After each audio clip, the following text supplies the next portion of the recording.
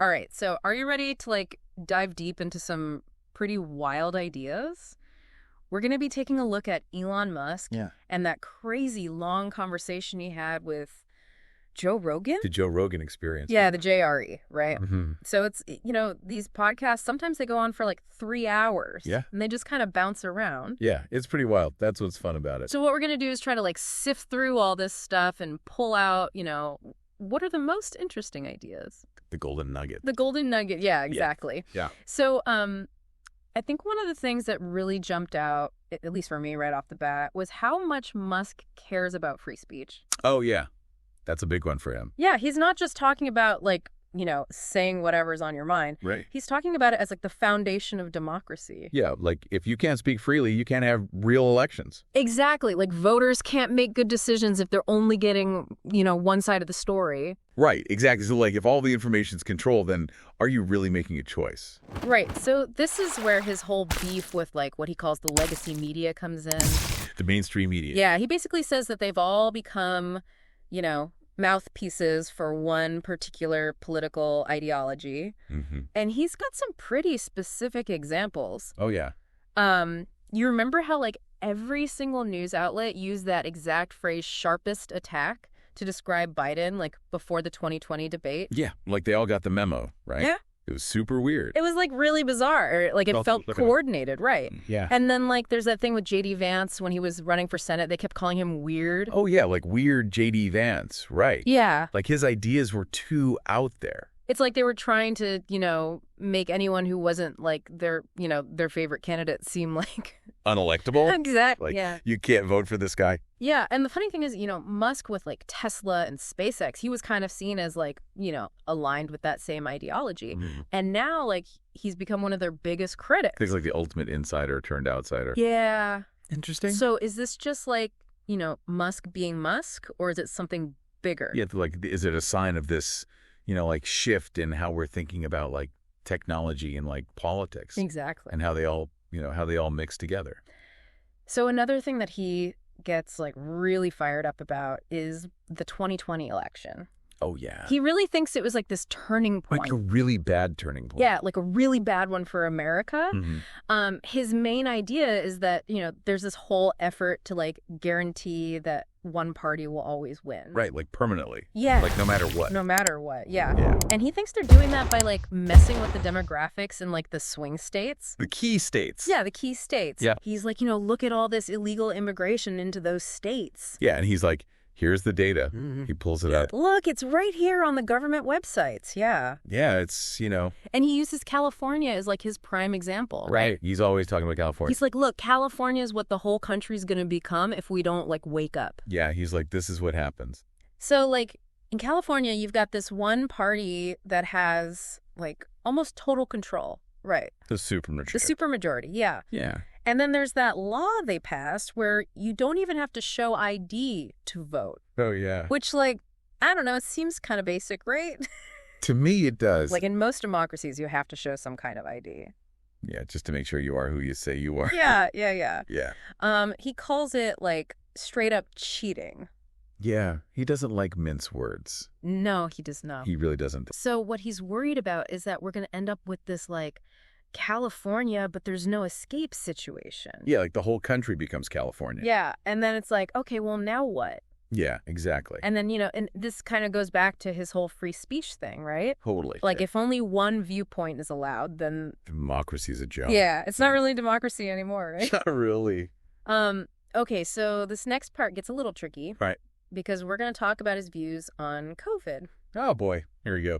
Yeah, COVID, vaccines, big pharma, all that stuff. Yeah, he's got a lot to say about all that. Now, just to be clear, he's not an anti-vaxxer or anything like that. Oh, no. He's pro-vaccine. He generally supports vaccines. Right, but he's got concerns. Yeah, he's got concerns. Like a lot of people do. Yeah, and he's really big on the scientific method. Oh, yeah, questioning everything. Questioning everything, testing everything, being skeptical. Yeah, don't just blindly accept what you're told. Yeah, so in terms of the pandemic, he's a little bit skeptical about how fast they developed that COVID vaccine. Oh, yeah, Operation Warp Speed and all that. Operation Warp Speed. Yeah, did they cut corners? Yeah, he's like, did they rush this?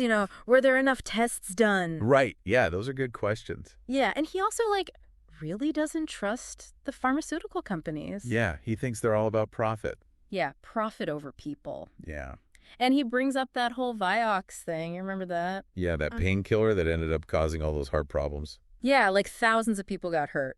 Yeah, while the company made billions. While the company was making bank. Yeah, it's scary. It's scary. Who are you supposed to trust? Yeah. You can't even trust science, because who's funding the science? You're right, exactly. And I think that's kind of his point, right? Yeah, think for yourself. Think for yourself. Don't just blindly accept what these big institutions are telling you. Right, because they might not have your best interests at heart. Exactly. Yeah, so be skeptical, question everything. That's kind of his message. Yeah, and especially when it comes from these powerful institutions. Powerful institutions, yeah. Governments, corporations, the media. Yeah, do your own research. Exactly. Don't just take their word for it. All right, so that's kind of the first chunk of this conversation. Yeah, the first layer. Yeah, and it's, already pretty intense. Oh, yeah. We're just getting started. Yeah, so buckle up because it's about to get even weirder. Weirder and wilder, yeah. Yeah, we're going to talk about humanoid robots and colonizing Mars and all that crazy stuff. The future, according to Elon Musk. Yeah, so stay tuned. Stay tuned. Okay, so we've talked about the media and the election stuff. Mm-hmm. But where does Musk think all this is going? What's his big picture view of where America's headed? Well, he keeps using that phrase, California with no escape. Yeah, which sounds kind of dramatic. Right, it's bleak. But what he's saying is, if all this stuff keeps going the way it's going, the whole country could end up like California. And what does that actually look like? Right. One party has all the power. Right. Free speech is limited. And policies are basically designed to favor, certain groups over others. Right. And he always points to that law in California where you don't have to show ID to vote. Yeah, he's fixated on that. Yeah, it's which to me just seems common sense. Come on. Most countries, you got to show some kind of ID. Right, just to make sure. To prove you are. Yeah, exactly. And he sees that as part of this, bigger strategy, right? Yeah. To, rig the system. Yeah. In favor of one party. He calls it, straight up cheating.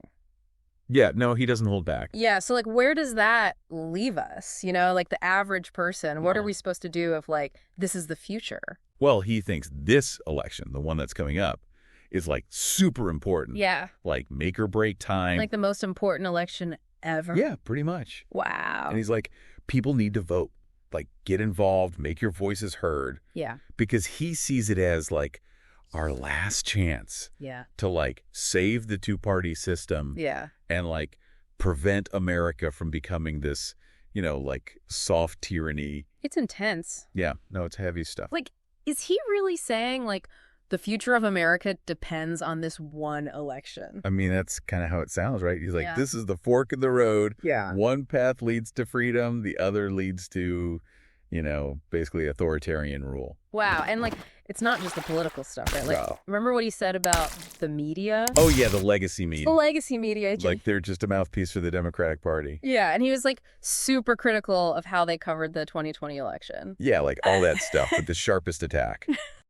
They all just kept saying that same phrase over and over. Yeah, it was weird. It was really weird. Were they all reading from the same script? Yeah, it felt Coordinated. Coordinated, yeah. They were trying to, shape the narrative. Totally. Instead of just reporting the facts. Yeah, they had an agenda? Yeah, and then, the way they talked about J.D. Vance. Oh, yeah, weird J.D. Vance. Weird J.D. Vance, right?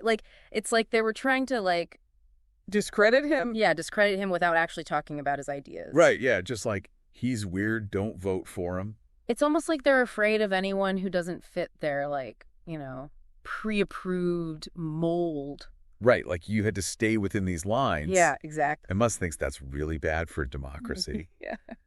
He's we need to hear dissenting voices. Yeah. Even if they're, unpopular or controversial. Yeah. So what's the solution? If the media is pushing this one agenda, where do we go to get, actual information? Well, this is where his whole thing with Twitter comes in. Yeah. Or X, I guess it's called now. X, yeah. I mean, it's hard to keep up. I know, it's a lot. Yeah, but he sees it as, this platform for open dialogue. Yeah, where people can share ideas without being censored. Yeah, and he thinks that, that can counterbalance like the bias of the mainstream media. Yeah, and give a voice to people who are being silenced. Yeah, it's interesting. Like, he's kind of gone from being this, tech innovator to being like a free speech warrior. Yeah, it's an interesting evolution. Yeah, it's not a role I think he necessarily wanted. Right. He's kind of like embraced it. Yeah, he's like, this is important. I gotta fight for this. Yeah, he sees it as like this crucial battle for the future of democracy. Yeah, no, it's a big deal to him. And speaking of like surprising turns, did you catch what he said about Trump?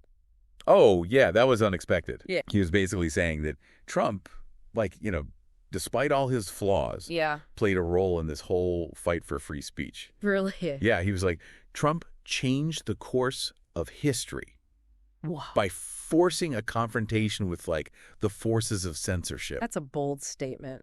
Yeah, well, Musk is known for making bold statements. That's true. And, whether you agree with him or not, he makes you think, right? Yeah.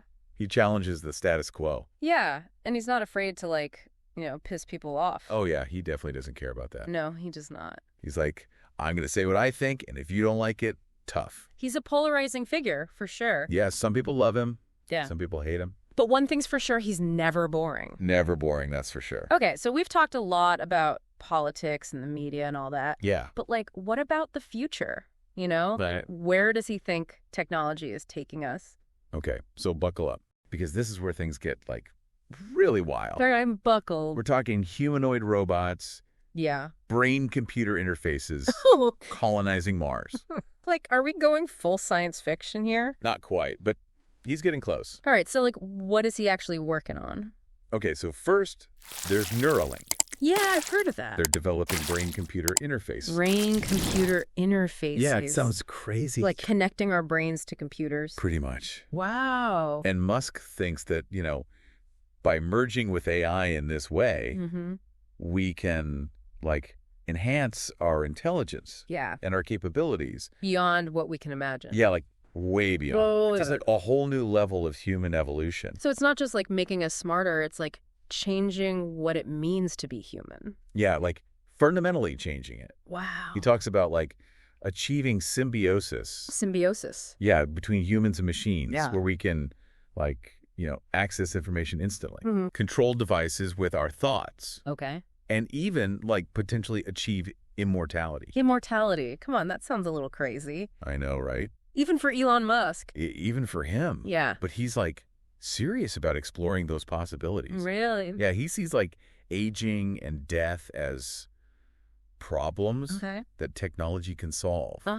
Eventually. It's pretty wild to think about. Imagine a world where you could just, download knowledge. Right into your brain. Right into your brain. Yeah. Or, communicate telepathically. Yeah, it'd be pretty wild. It would be wild. Yeah. And this is just, one part of his vision for the future.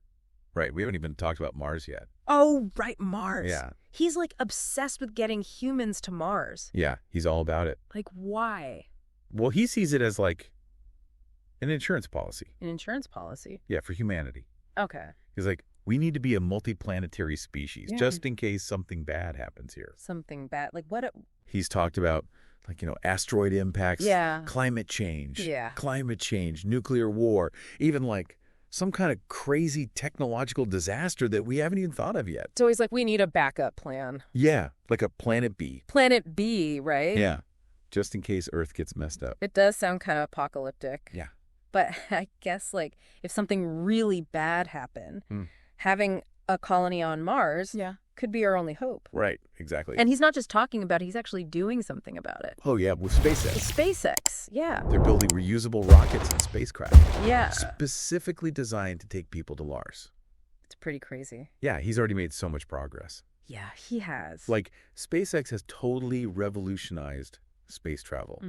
It's way more affordable and accessible now than it used to be. It's pretty amazing. Yeah, and it's all because of him. Yeah. His drive, his ambition. Yeah. He sets these crazy goals. Yeah.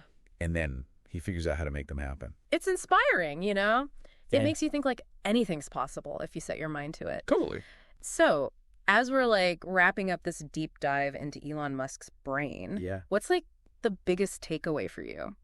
I think it's that he forces us to think about these, like, really big questions. Yeah. About the future, you know? Yeah. He's like, what choices are we making today? Mm-hmm. And how are those choices going to shape, like, the world of tomorrow? Yeah, he doesn't shy away from controversy at all. No, not at all. Like, from his free speech stuff to, like, AI to colonizing Mars, he wants us to think differently. Yeah, about pretty much everything. And whether you agree with him or not, you can't deny that he's, like, a really interesting and influential guy. Totally. Like, he's shaping the future, whether we like it or not. Whether we like it or not, yeah. So what does this all mean for you, the listener? Right. Well, maybe it's a call to action. Maybe it's just a reminder to, like, stay informed, question everything, and be a part of creating the future that you want to see. Yeah, the future isn't something that just happens to us.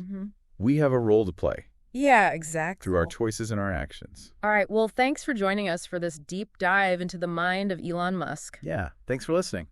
Hopefully you found it insightful and maybe even a little bit inspiring. Yeah. Until next time, keep exploring, keep questioning, and keep diving deep.